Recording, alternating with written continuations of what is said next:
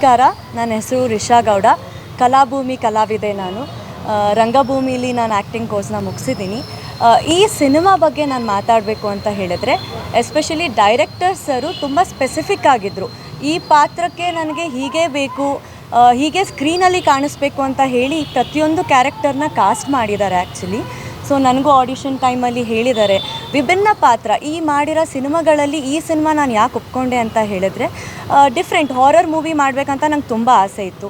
ಜೊತೆಗೆ ನಾನು 3-4 ವರ್ಷದಿಂದನೂ ನನಗೆ ಐ ವಾಸ್ ಲೈಕ್ ತುಂಬಾ ಹಾರರ್ ಅಂತ ನೋಡ್ತಾ ಇದ್ದೆ. ಸರ್ಗೂ ಹೇಳ್ತಾ ಇದ್ದೆ, ನೀವೇನು ನನಗೆ ಆ್ಯಕ್ಟಿಂಗ್ ಮಾಡಿಸ್ಲದೇ ಬೇಡ, ಕತ್ಲೆ ಆಯಿತು ಅಂದರೆ ಆಟೋಮೆಟಿಕ್ಕಾಗಿ ಸ್ಟಾರ್ಟ್ ಆಗುತ್ತೆ ನನಗೆ ಒಳಗಿಂದ ಅಂತ ಹೇಳಿ. ಸೊ ವಿಭಿನ್ನ ಪಾತ್ರದಲ್ಲಿ ಕಾಣಿಸ್ಕೊತೀನಿ. ಒಂದು ಒಳ್ಳೆ ಸಾಫ್ಟ್ವೇರ್ ಇಂಜಿನಿಯರ್ ಆಗಿ ಸಿನಿಮಾದಲ್ಲಿ ತುಂಬ ಒಳ್ಳೊಳ್ಳೆ ಆರ್ಟಿಸ್ಟ್ ಇದ್ದಾರೆ. ಹೊಸ ಪ್ರಯತ್ನ ಆದ್ರೂ ಈ ಹುಡುಗಿ ಸ್ಕ್ರೀನಲ್ಲಿ ತುಂಬ ಚೆನ್ನಾಗಿ ಕಾಣಿಸ್ತಾಳೆ. ಜೊತೆಗೆ ಶಿ ಕ್ಯಾನ್ ಪಿಕಪ್, ಅವಳು ಚೆನ್ನಾಗಿ ಮಾಡ್ತಾಳೆ ಅನ್ನೋ ಕಾನ್ಫಿಡೆನ್ಸ್ ಡೈರೆಕ್ಟರ್ ಸರ್ಗಿದೆ. ಸಿನಿಮಾಗೆ ಒಳ್ಳೇದಾಗಲಿ ಅಂತ ಕೇಳ್ಕೊತೀನಿ. Thank you.